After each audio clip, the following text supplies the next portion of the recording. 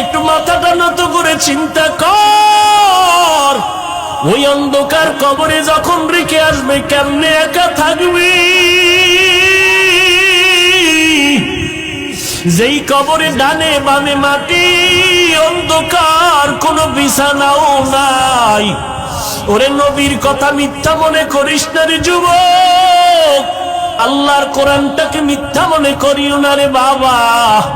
লক্ষ লক্ষ নবীরা মিথ্যা কথা বলেন নাই, লক্ষ লক্ষ সাহাবায়ে কেরাম মিথ্যা বলতে পারেন না, কোটি কোটি ওলামায়ে কেরামরা মিথ্যা মনে বলতে পারেন না।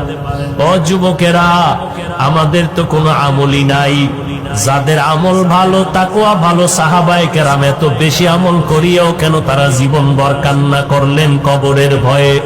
সেই হিসাবে তো তোমার আমার কান্না কইরা চিৎকার দিয়া মইরা যাওয়ার কথা, অথচ কপাল খারাপ, একবারও বাবার জন্য এক ফোঁটা চোখে পানি আসলো না রে যুবক। মায়ের বিরহে এক ফোঁটা কান্না আসলো না। এত পাষাণ হৃদয় কেন হইলা রে বাবা? এখনো পারলে দুইটা চোখ বন্ধ করে আমার মাওলারে অন্তর দিয়া ডাকো, আর মনে মনে বলো, হে মালিক, এই ময়দানে আমার মতো গুনাহগার কেউ নাই রে আল্লাহ।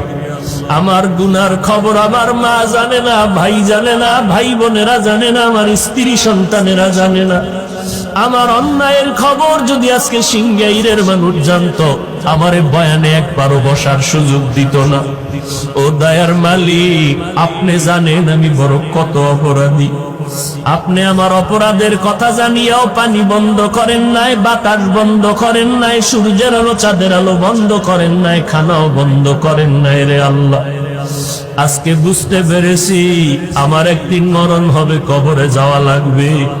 নবী বলেন, ওই কবরে কে ধনী, কে গরিব, কে মাওলানা, কে মুফতি, কে পীর সাহেব, কোনো ভেদাভেদ নাই। সবার জন্য তিনটা প্রশ্ন কবরে রেডি হয়ে যাবে। আমাকেও যেমন তিনটা প্রশ্ন করবে, আপনাদেরও তিনটা করবে। রবের পরিচয় দাও, ধর্মের পরিচয় দাও, রাহমাতুল লিল আলামিনের পরিচয় দাও।